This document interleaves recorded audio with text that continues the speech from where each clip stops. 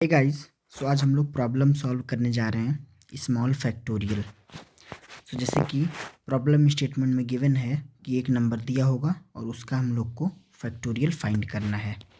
तो सबसे पहले हम लोग ये देख लेते हैं कि फैक्टोरियल होता क्या है। तो बेसिकली किसी नंबर का फैक्टोरियल जो है वो 1 से लेके उस नंबर तक का मल्टीप्लिकेशन होता है, यानी 1 इंटू 2 इंटू 3 करते करते इंटू n तक होता है। ये जो इसका जो हमारा आउटपुट आएगा वही उस नंबर का फैक्टोरियल होता है।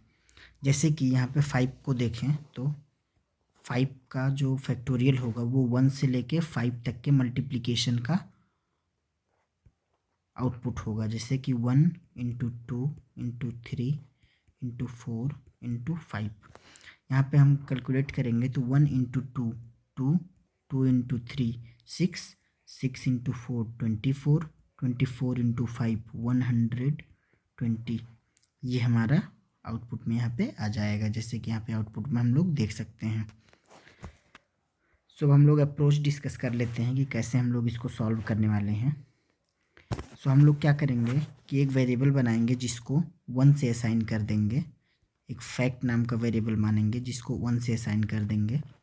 उसके बाद यहाँ पे हम लोग एक वाइल लूप लगाएंगे और ये तब तक चलेगा जब तक जो हमारा n का इनपुट है वो 0 नहीं हो जाता, क्योंकि हम लोग को 1 से लेके n तक के सारे नंबर्स का मल्टीप्लिकेशन चाहिए। तो हम लोग यहाँ से शुरू करेंगे और तब तक चलेंगे जब तक कि ये 1 से कम नहीं हो जाता, यानी जैसे ही 0 होगा तो वैसे हम लोग को रुक जाना है, क्योंकि 0 हमको इंक्लूड नहीं करना है। तो ये यहाँ पे ये हम लोग लगाएंगे व्हाइल n और क्या करेंगे कि जो हमारा फैक्ट नाम का वेरिएबल है, fact equals to fact into n। जो काम हम लोग 1 से लेके n तक कर रहे हैं, अगर मल्टीप्लिकेशन जो निकालेंगे, अगर वही मल्टीप्लिकेशन हम लोग इसका उल्टा करके निकालते हैं, जैसे कि n into n minus 1 into ऐसे करते करते 1 तक जाते हैं तो सेम आंसर आएगा। तो यही लॉजिक हम लोग यहाँ पे यूज कर रहे हैं कि n से शुरू कर रहे हैं और 1 तक जाएंगे, और जैसे ही 0 हो जाएगा हम लोग को रुक जाना है। यहाँ पे ये फैक्ट को अपडेट करने के बाद हम लोग n को डिक्रीमेंट कर देंगे, जिससे कि हमारा लूप एक पोजीशन पे आके रुक जाएगा, और फाइनली हम लोग इसको रिटर्न कर देंगे, रिटर्न फैक्ट, क्योंकि इसी वैल्यू में हमारा आंसर स्टोर हुआ होगा। सो ऐसे ही हम लोग इस प्रॉब्लम को सॉल्व करने वाले हैं।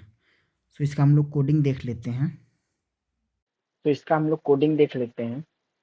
सबसे पहले एक जो रिटर्न टाइप है उसी टाइप का एक हम लोग वेरिएबल बनाएंगे फैक्ट के नाम से, उसमें 1 असाइन कर देंगे। उसके बाद एक लूप लगाएंगे जिसमें जो n का वैल्यू है हमारा वो तब तक चलेगा जब तक कि वो 0 नहीं हो जाता है। उसके बाद फैक्ट के वैल्यू में n को मल्टीप्लाई कर देंगे और उसको दोबारा फैक्ट के वैल्यू में स्टोर कर देंगे, और n को हम लोग यहाँ पे डिक्रीमेंट कर देंगे। और फाइनली जब वो लूप से बाहर आएगा तब हम लोग फैक्ट को रिटर्न कर देंगे। तो इसको हम लोग रन करके चेक कर लेते हैं।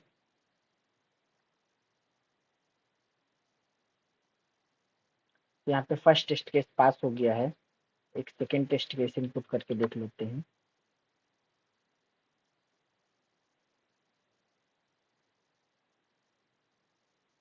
तो ये वाला टेस्ट केस भी पास हो गया है। अब हम लोग इसको सबमिट कर देते हैं। तो इसमें टोटल 18 टेस्ट केस हैं और सारे टेस्ट केस पास हो गए हैं। Thank you.